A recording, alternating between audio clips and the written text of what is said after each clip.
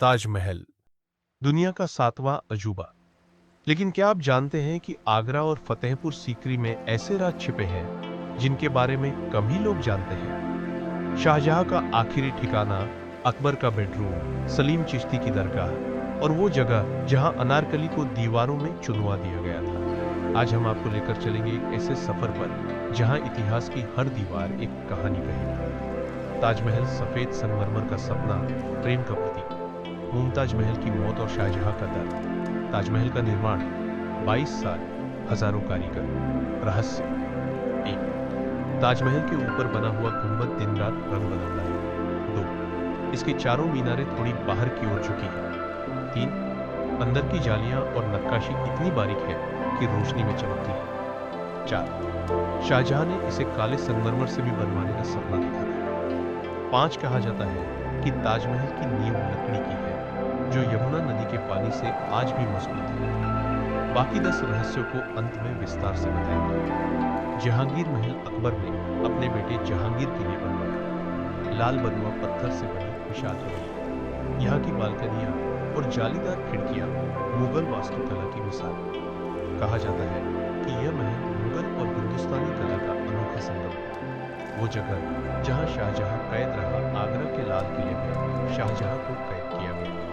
मुगलिया सत्ता ने उसे उसी की बेगम का सपना देखने तक सीमित कर दिया। यहाँ एक खिड़की थी जहां से वो आखिरी वक्त तक ताजमहल को निहारता रहा। ये जगह आज भी लोगों को भावुक कर देती है। अकबर का बेडरूम, फतेहपुर सीकरी में अकबर का निजी कमरा। छत और दीवारों पर अद्भुत नक्काशी और रंगीन चित्रकारी। ये बेडरूम गर्मियों और सर्दियों दोनों के अनुकूल बनाया गया था। सलीम चिश्ती की दरगाह, फतेहपुर सीकरी में बनी। सूफी संत सलीम चिश्ती की दरगाह पर आज भी लाखों लोग मन्नत मांगते हैं। शाहजहां और जहांगीर दोनों के जीवन में इस दरगाह का विशेष महत्व रहा। बुलंद दरवाजा अकबर द्वारा गुजरात विजय के बाद बनवाया गया। दुनिया का सबसे ऊंचा दरवाजा, 54 मीटर ऊंचा। बुलंद दरवाजा को शक्ति और विजय का प्रतीक माना जाता है। लाल किला, आगरा का लाल किला जो दिल्ली के किले से भी पुराना है। यहाँ शाही दीवान ए खास और दीवान ए आम दोनों मौजूद हैं। शाहजहां की कैदगाह भी इसी किले में थी। अनारकली की कहानी, लाहौर में वो जगह जहां अनारकली को दीवारों में जिंदा चुनवा दिया गया था। अकबर को डर था कि उसका बेटा सलीम इस प्यार के चलते बगावत कर देगा। अनारकली का मकबरा आज भी उस दर्दनाक घटना की याद दिलाता है। तानसेन की जादुई आवाज, ग्वालियर में तानसेन का मकबरा और वो स्थान जहां वो राग गाते थे। कहा जाता है कि उनकी आवाज से दीपक जल उठते थे और मेघ बरस जाते थे। आज भी तानसेन संगीत समारोह वहां आयोजित होता है। ताजमहल के 10 रहस्य। एक, ताजमहल का रंग समय और रोशनी के साथ बदलता है। दो, चारों मीनारें बाहर की ओर झुकी है ताकि भूकंप में ढहने पर मुख्य गुंबद सुरक्षित रहे। तीन, मुमताज की असली कब्र बिल्कुल बीच में नहीं बल्कि किनारे पर है। चार, ताजमहल का नक्शा पूर्ण सममितीय है लेकिन शाहजहां की कब्र ने उसे तोड़ा। पांच, इसकी नक्काशी इतनी महीन है कि चांदनी रात में चमकती है।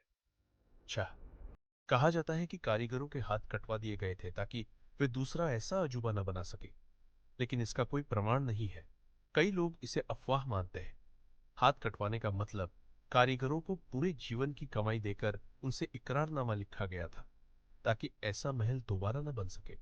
इसकी संभावना हो सकती है। सात, यमुना नदी ताजमहल को प्राकृतिक सुरक्षा देती। आठ, नींव में लकड़ी का प्रयोग किया गया जो नदी के कारण अब भी सड़ी नहीं है। 9, इसमें इस्तेमाल हुआ सफेद संगमरमर राजस्थान के मकराना से लाया गया। 10, कई इतिहासकारों का मानना है कि ताजमहल पहले एक शिव मंदिर था।